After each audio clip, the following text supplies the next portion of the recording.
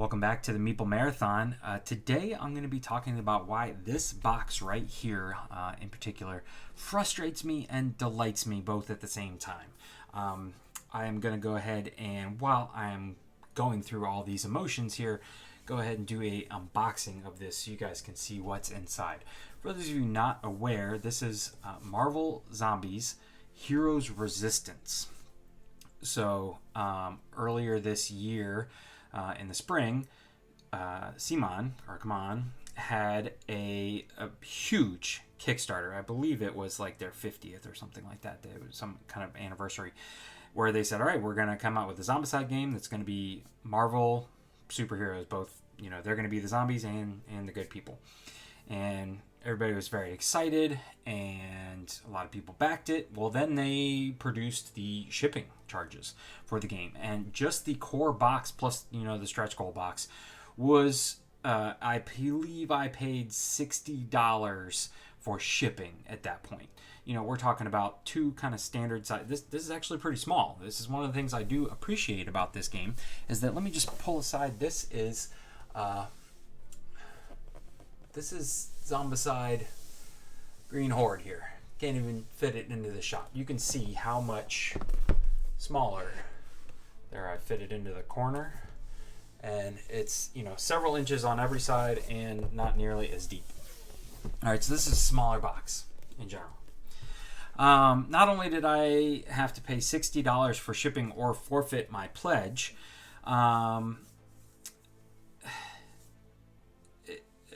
that was just single wave shipping. I'm just kind of at a loss thinking back on how much highway robbery it was. And they're saying it was due to the pandemic and yada, yada, yada. Well, at the time, yes, shipping crisis was still a thing, but this game isn't, the actual Kickstarter version of the game isn't planning on being delivered until 2023.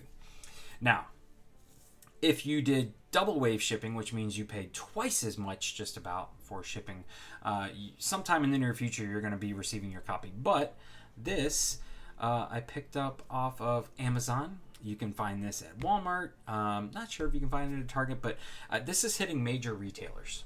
This is a simplified version of Zombicide, of Marvel Zombicide. So here's why I am so frustrated by this. First of all, this has come out clearly before the Kickstarter has. It used to mean, and I know that some people think I'm just getting on my soapbox here, used to be that Kickstarters, if you backed a Kickstarter, you were the first one to experience that game. And that meant something to people. Nowadays, you're lucky if you get your Kickstarter around the same time as retail, because, and I get it, game companies need to get their games to retail in order to start making a profit on them. That, yes, Kickstarter helped, but it's not what they're banking on. So, not only did this game come out well before the Kickstarter version, but when we were in Kickstarter, we were told, okay, similar to Marvel United, SpinMasters was going to come behind us and make a retail version of the game. So you're going to see that out there. Well, with Marvel United, it was essentially the exact same game. With this one, this is significantly pared down. It's not necessarily an easier game. We're seeing a lot of this with, for example, Spirit Island I covered recently on the channel. It was almost like Spirit Island 1.5. It was for entry level into the Spirit Island universe, entry level board gamers. This is similar.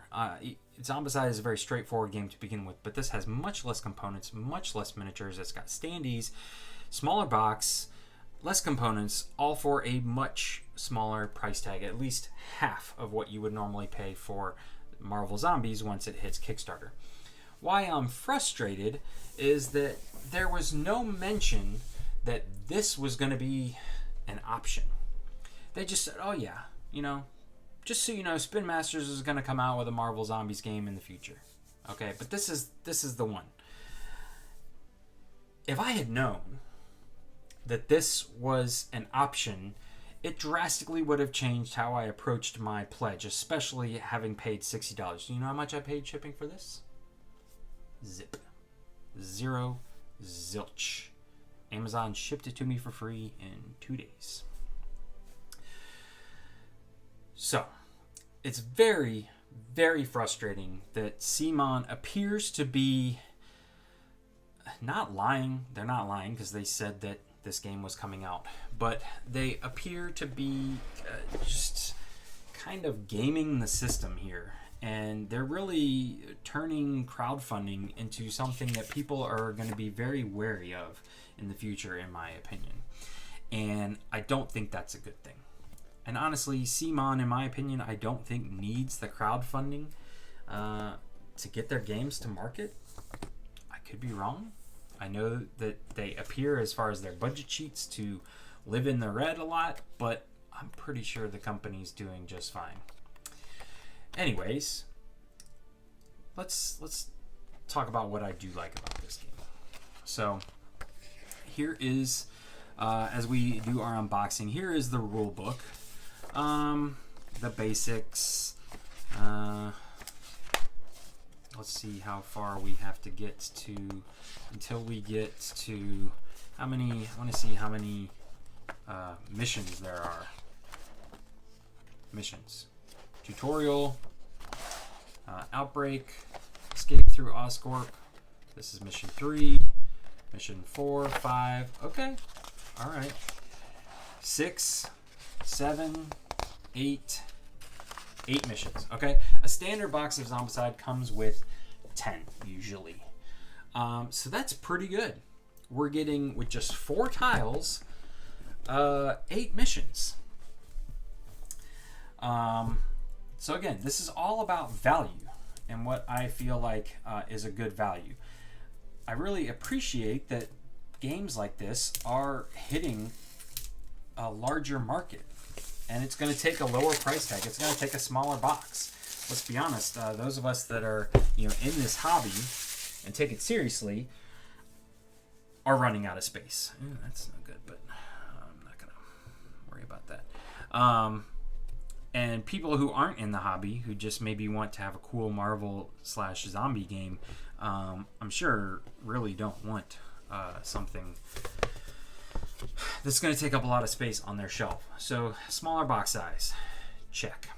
And how do we get to a smaller box size? Well, we're going to see here very shortly, showing off the tiles. These tiles look exactly the same. There's even some extra iconography on here. Maybe those are going to be on the Marvel ones. There was some extra iconography on Zombicide version 2. But this right here, this is the biggest reason why this box is so much smaller and so much cheaper. These are zombie standees. So in Zombicide Green Horde, if I were to open up this box, there would be this huge, like, suitcase-sized box inside the box that has, 50 plus zombie miniatures. Because at one point or another, you may need to have that many zombies on the board. It has happened. I have literally run out of zombies in playing a game of Zombicide. Usually I'm running away at that point. And it can get kind of ridiculous. And unless they're painted, it's just a bunch of gray or green plastic Green Hordes. They're green. So here now I have some nicely rendered zombie standees. And it works. We've got our fatties, our walkers, and our runners. I can clearly see that. And I am perfectly okay with standees in this game for the zombies. Now, I do like the fact that the heroes are not standees. They're miniatures. But really, that's all you need. I am entering a little bit of plastic fatigue currently. That I have so many games with so many miniatures, and it's so hard to keep up painting them all. And look, a ton of plastic. Now, whether or not you're going to be able to put all these into the standees and make them fit, they have given you a ton of standees. Another thing, here we see these little markers here that are going to go on these cards. And that's to track, your life points, your, I forget what this is called, but this is new to the Marvel Zombie game, your ability to do heroic actions. And then on top of all that, your health, or no, I'm not sorry, your health, your XP essentially, how many zombies you've killed, is going to be tracked on this. In other games, this was tracked on a large plastic board where this would fit into the board, and there'd be a slider at the bottom and some pegs to track all this stuff, and there'd be an area to put your item cards and whatnot. But it was, again, a huge piece of plastic. And Zombicide was a 6-player game. Whether you played solo or with 6 players, you had to have 6 characters out on the board, making it very difficult to keep up with 6 trays at any given point in time. So now we've gotten rid of the trays, and I'm perfectly fine with sliders for these cards. I'm perfectly fine with there only being 1, 2, 3, 4, 5, 6, 7, 8, 9, 10 plastic miniatures in my game. Also, you're seeing here a deck of cards. We'll pop these open here while I'm talking. There's no items in this game. Now that I could live with, I could live without. But what it means is that there's less upkeep. It's less fiddly to play this game because you're not picking up items and having to take that search action. You can pick up the Avengers sign, but here are what you can get instead of items are heroic traits. So let's just pull these out from the rest here. You have heroic traits, which are going to be kind of like, well, that's the bad ones. Here we go. Power up. Discard during your turn. Perform 1 free power up action. And that's these. Determined here. Discard during your turn and spend 1 power to perform 1 free attack action. Focused. Discard before attacking. Add +1 to die roll. So this is giving you additional actions, mitigating your dice rolls, things like that.